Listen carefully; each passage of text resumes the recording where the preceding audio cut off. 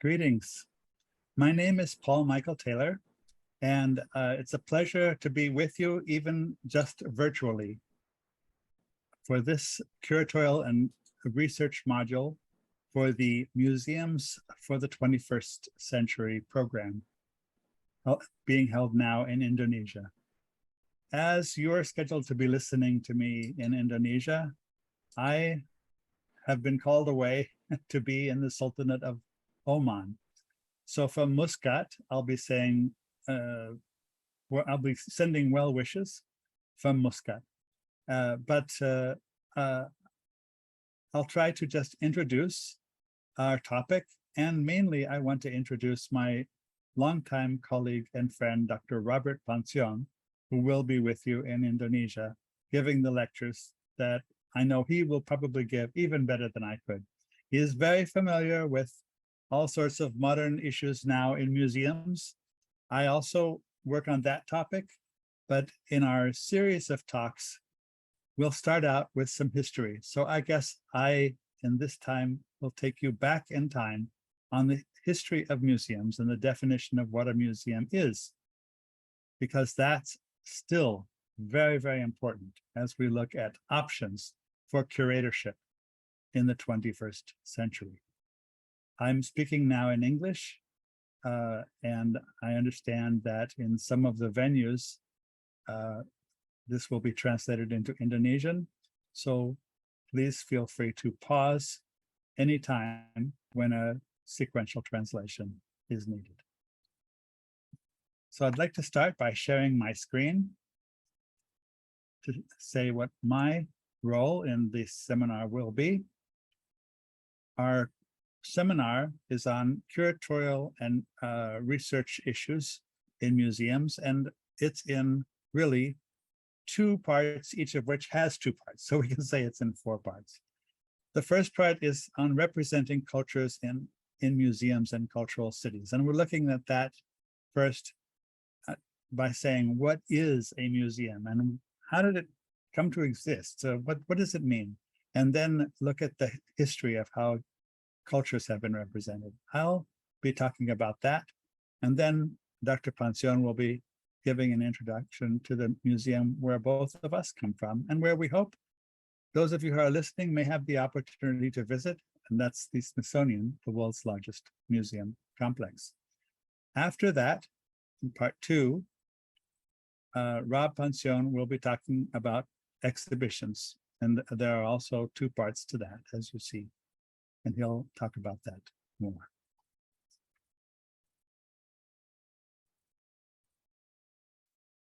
Okay.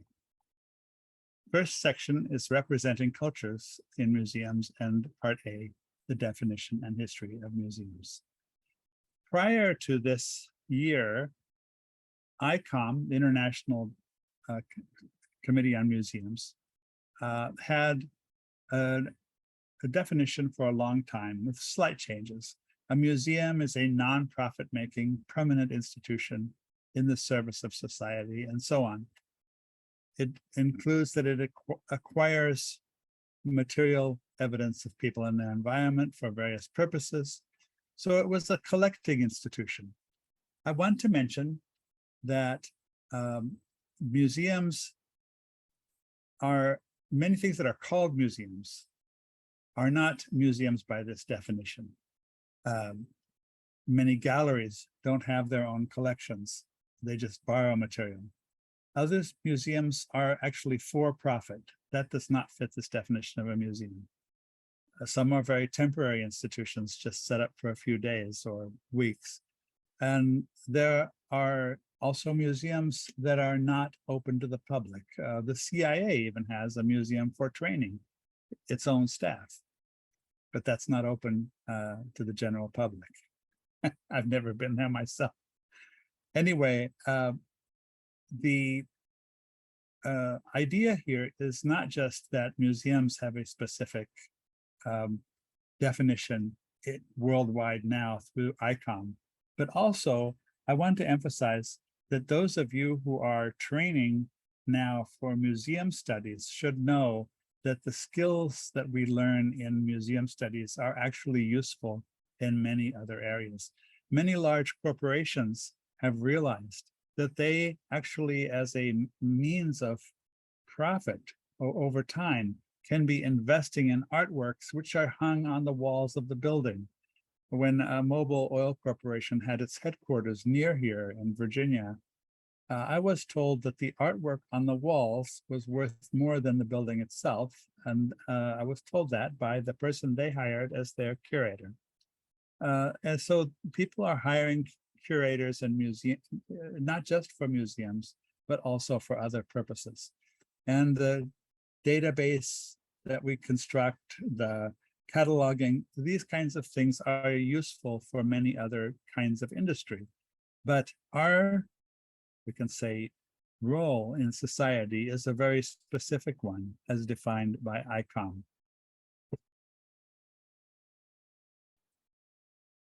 In 2022, the definition changed slightly, and it was contentious, but just in the most recent ICOM meeting, it was changed. It's still nonprofit. That's a permanent institution. It collects, so it's a collecting institution. But they added that it was to be open to the public, accessible and inclusive to foster diversity and sustainability.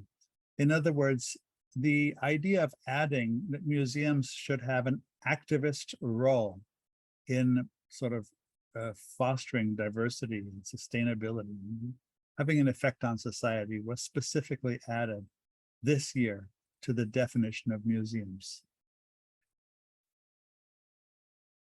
But if we want to look at the history of museums, well, Indonesian material culture is not a bad place to do that because it's participated in every aspect of the history of museums, going back to the Renaissance.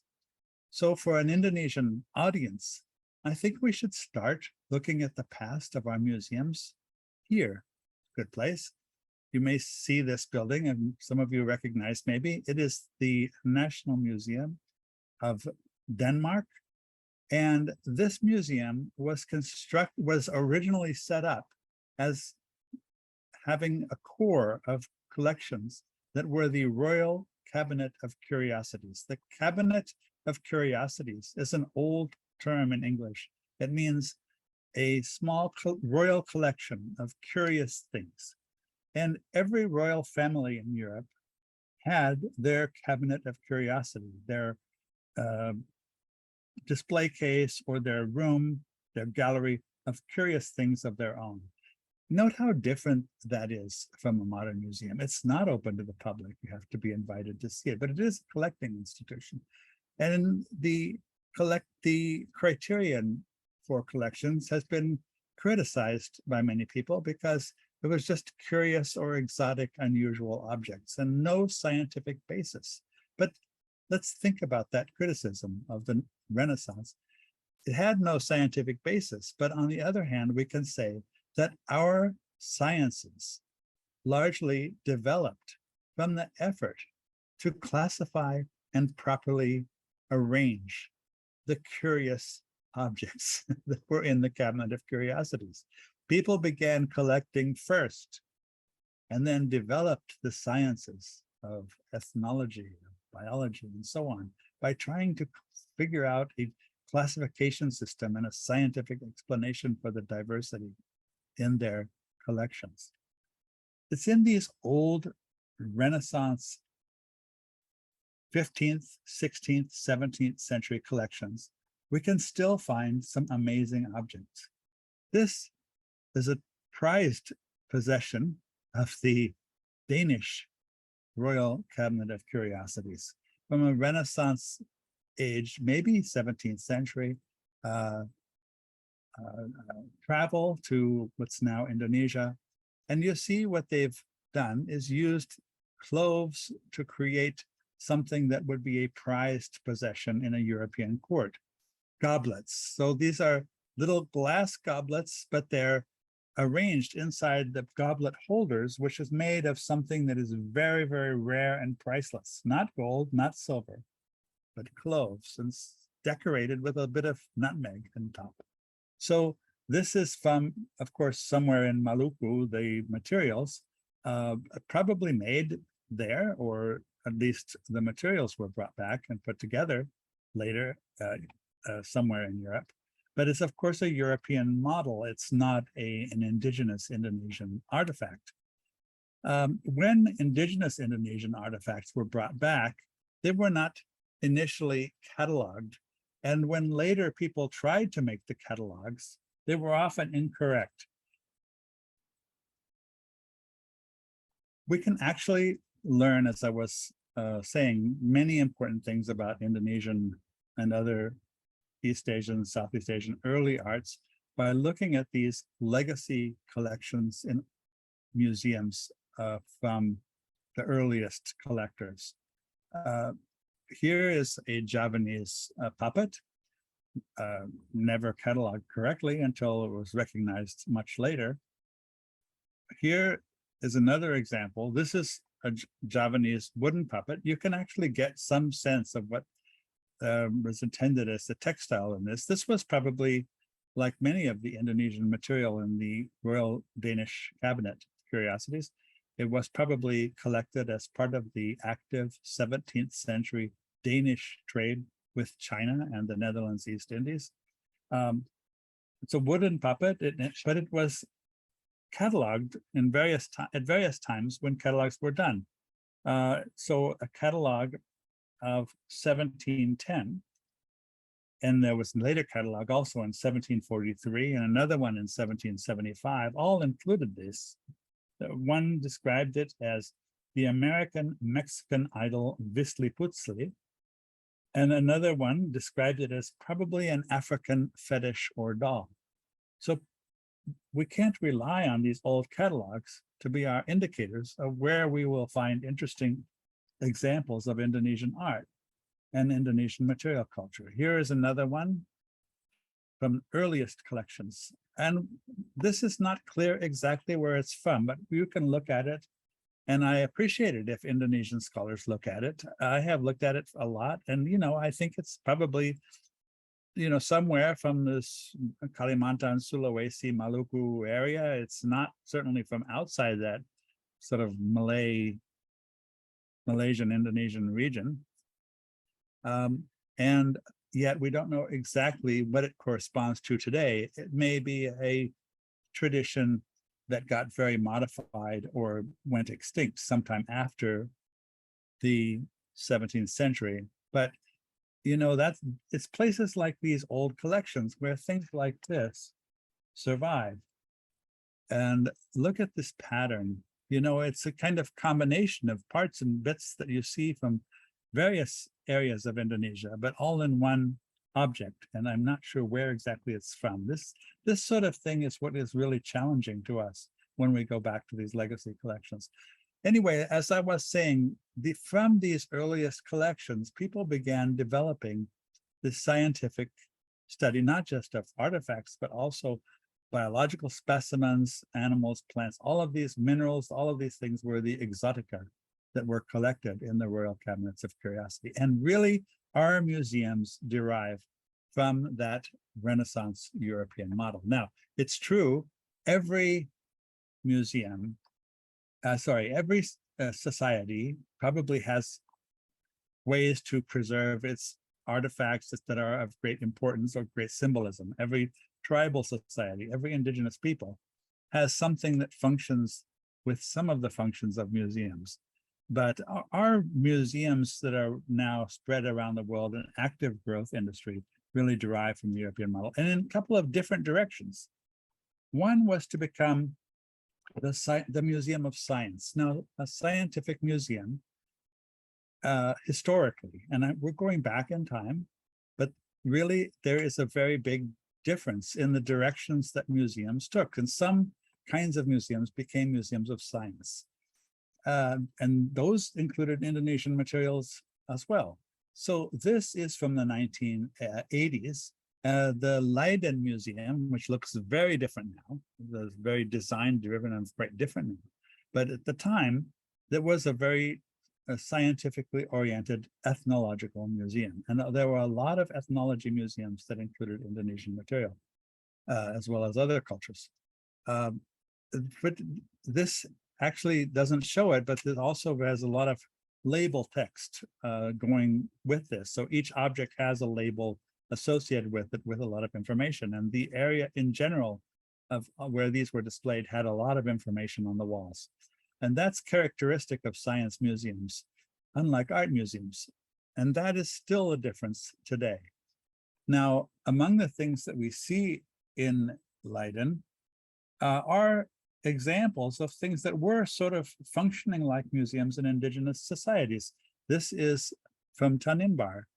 And you see a platform would have been placed on the top of this, and material taken in raids on other islands or other valuable material would be placed on the platform. So this was a kind of museum-like function that this object held. It's now in a European museum. Now, European museums and other legacy collections were often criticized on numerous grounds, and particularly in the decolonization of museums, which has been a recent phenomenon since the 1980s. But among them is that they are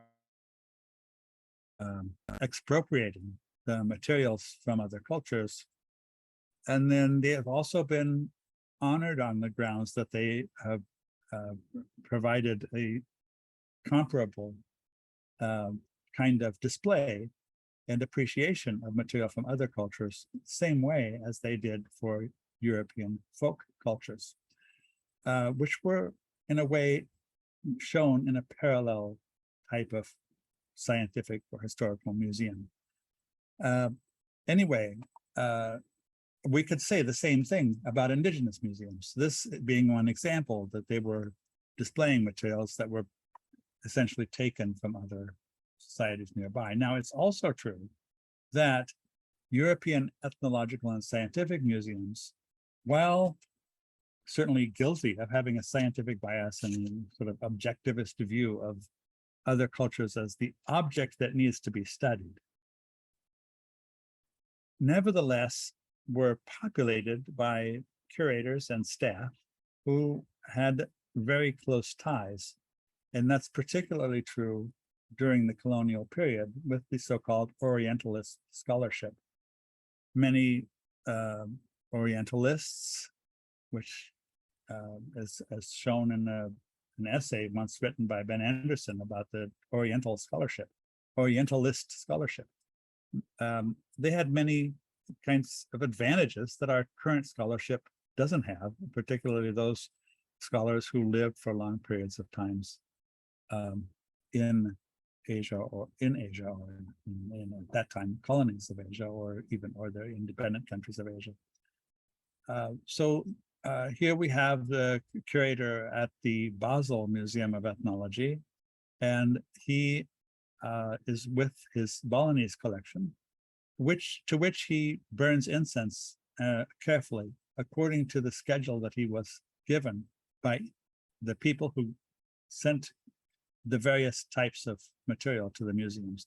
So he has to carry out rituals in the museum storeroom. And he feels obliged to do this. And this was back in the 1980s as well. So this was always a kind of tradition, but it became a much more formalized and modified effort to incorporate more active involvement of people who produced the materials in our museums with the so-called decolonization of museums movement.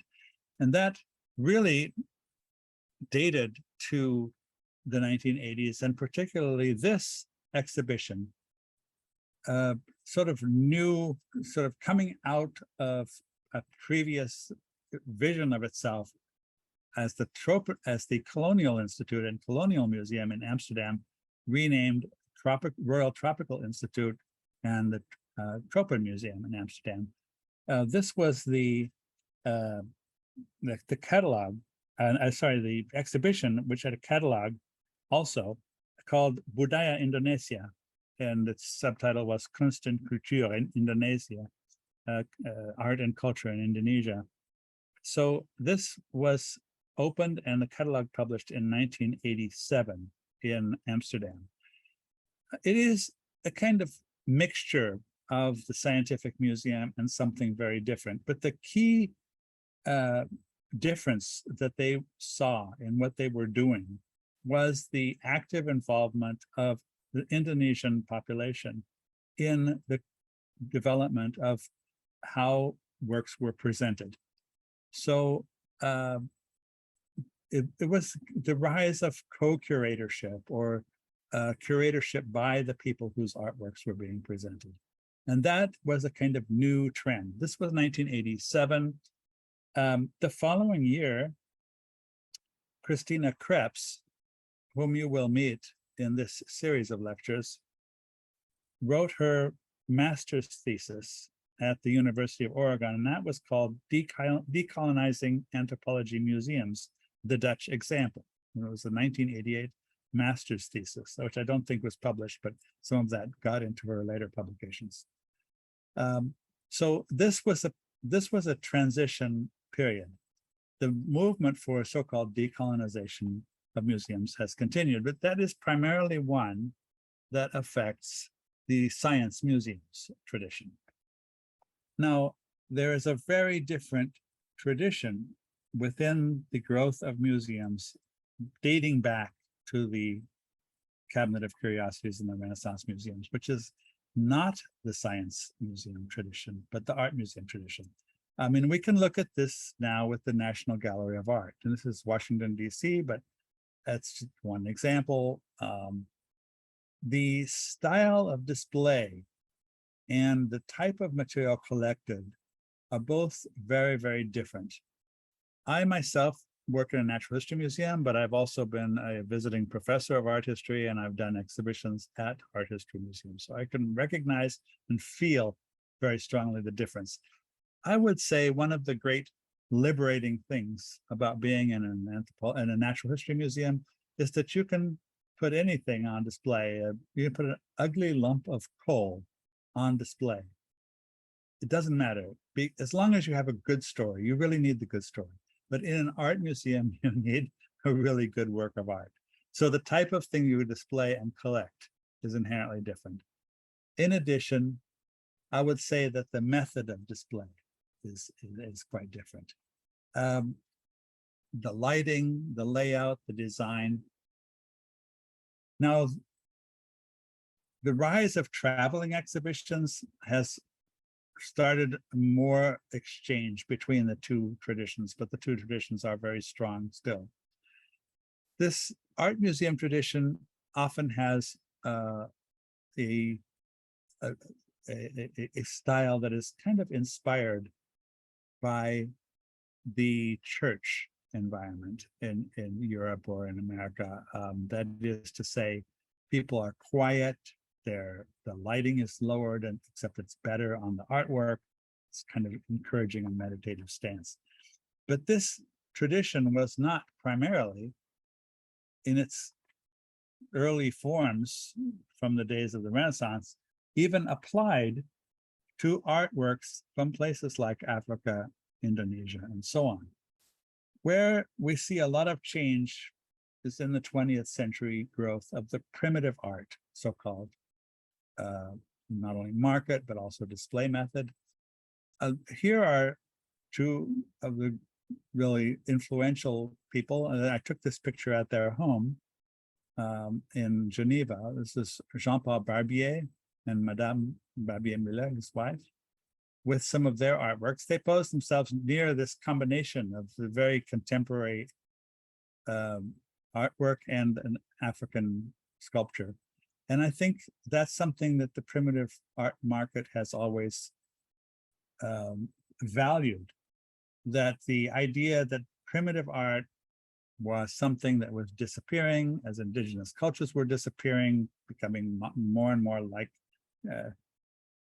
21st century, 20th and 21st century cosmopolitan cultures, that their close connection to nature was disappearing, but you could get back to a more essential, more natural image of humankind and its relationship with the universe when you're in the presence of this primitive art.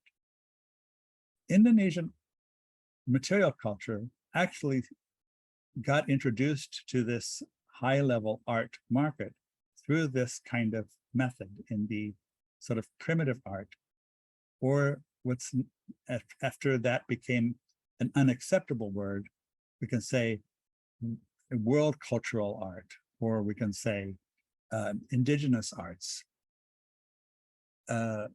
People have not really come up with a definite word that doesn't have the negative associations of being primitive, but that has the same range.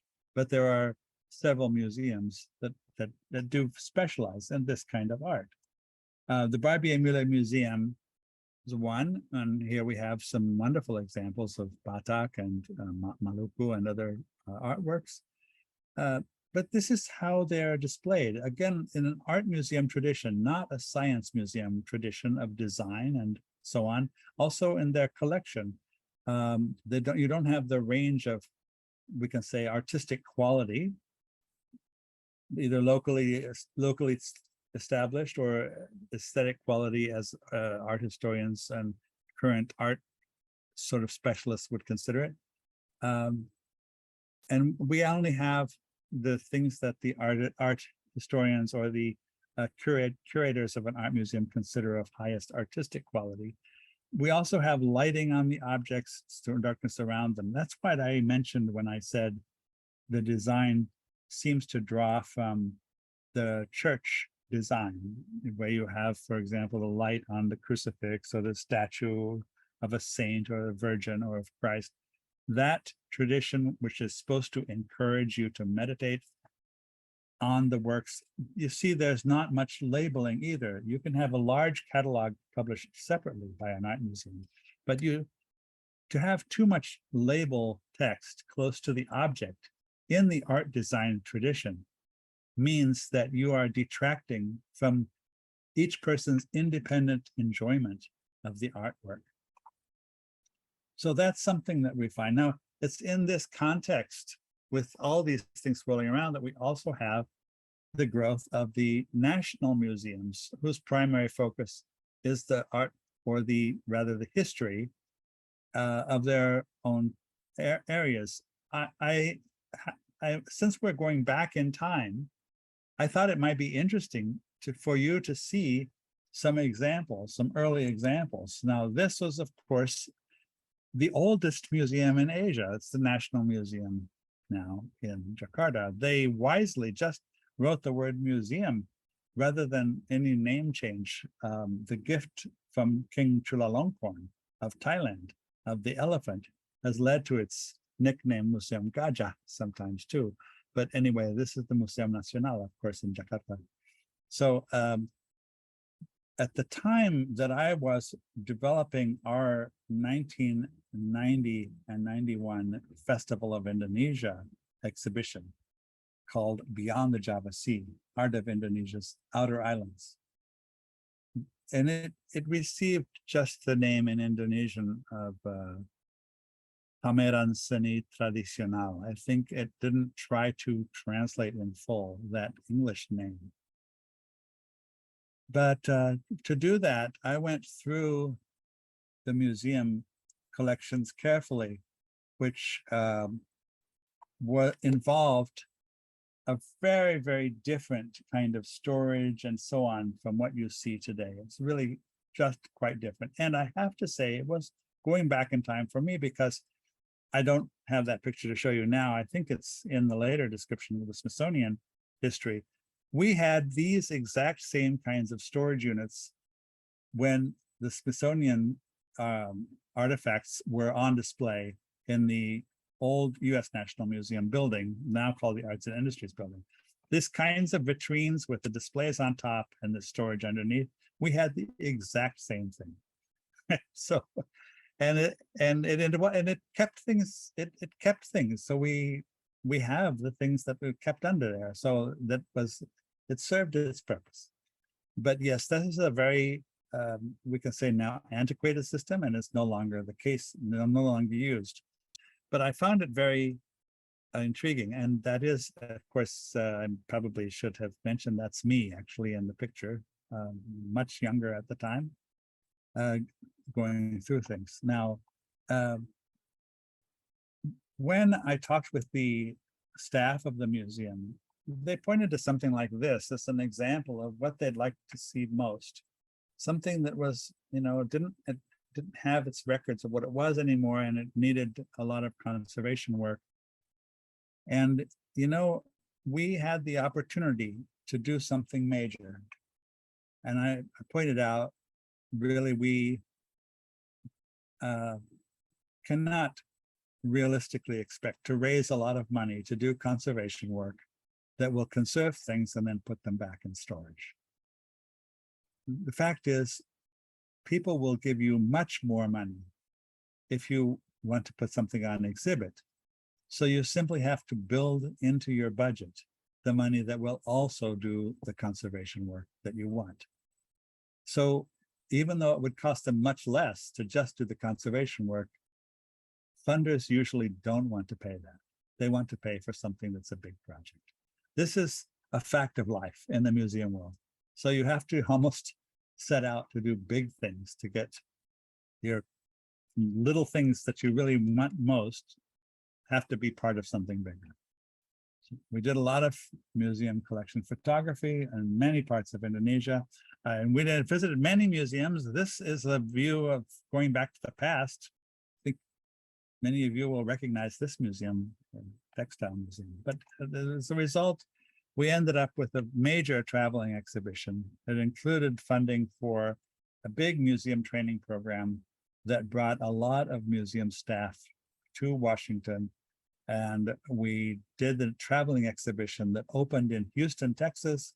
It came to Washington, San Francisco, big venue in San Francisco with many people from the cabinet of Indonesian government. And then after that, it went to Leiden, and then it went to Jakarta. And after that, it went to Sydney and Brisbane, Australia. So that's one of the most successful Indonesian exhibitions that really has ever been done. Here's some more views from the Textile Museum. And I was so impressed with the type of research work being done there. Again, that's me looking over some of their tracings.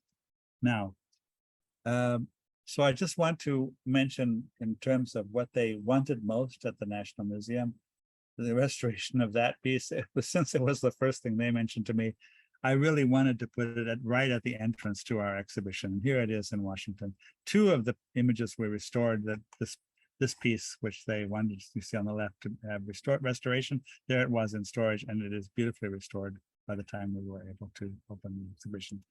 It included many other things like a family guide. A family guide is something that I know you'll be talking about later, which is how families can go through the exhibition together, finding things for kids and so on. It included a film festival where we brought out the Sterling films about exploration of New Guinea, which the Smithsonian was involved in, and many other nice films. And then a libraries exhibition was showing books about the history about Indonesia, and that was up in our Smithsonian Library gallery. This is the brochure from San Francisco, and there it is, the invitation from the San Francisco venue. We also had the Insulinde en Leiden, Voorbij de Javazee, this Beyond the Java Sea, the guide to the exhibition, which was published in Dutch. And we had this version of the catalog, a sort of shortened version that was published for the Australian version, for the Australian venue. The large original catalog, of course, was available at all the venues. So this was a big effort that involved going through a lot of museums, the Museum Wayang, and also provincial museums. I won't spend much time on it, but I also looked at how other things were treated as museums or transformed into museums, like the Sultan's Palace in Ternate, and even places like this, which were the Rumah Adat that was a sort of chief's house in Nias. And so those are not this last one example is not a formal museum, but it is a historic structure that had many characteristics of a museum in indigenous Nias society, with materials displayed, we can say, on its walls. The Bali Museum had an interesting sort of problem, which is that it was at that time not that popular with Balinese, only foreigners who were expected to go find out about culture from the museum. The problem being that the materials in the museum were directly duplicative of what was already easily visible down the road in just living traditions. So the museum had to find its own separate function in contemporary artworks and in archaeological material, which you could not see. Anyway, I am just, as I said, giving a little bit of tour through the past of museums to look at some of the differences in how culture is represented in museums, to emphasize the fact that what we call museums are a particular type of institution, which is solidly in a line of tradition from the European Renaissance, from cabinets of curiosities through several lines of museums. And I want to mention, as we see this statue at the Balinese Museum, that some of those traditions of separate lines are being a little bit merged now, because it is so expensive to do a large exhibition like Beyond the Java Sea, our Indonesian exhibition, that you want to travel it to other museums once you've done it. And so in the case of our exhibition, it opened at a science museum. It came to the Natural History Museum. It traveled to an art museum in San Francisco, and then to national museums in Indonesia and in Australia. And so it had to be designed from the beginning to be appropriate to each type of museums. There had to be enough text and enough of a scientific amount of information available that it was appropriate for a science museum, but it also had to have the selection of objects and the design that was appropriate for an art museum.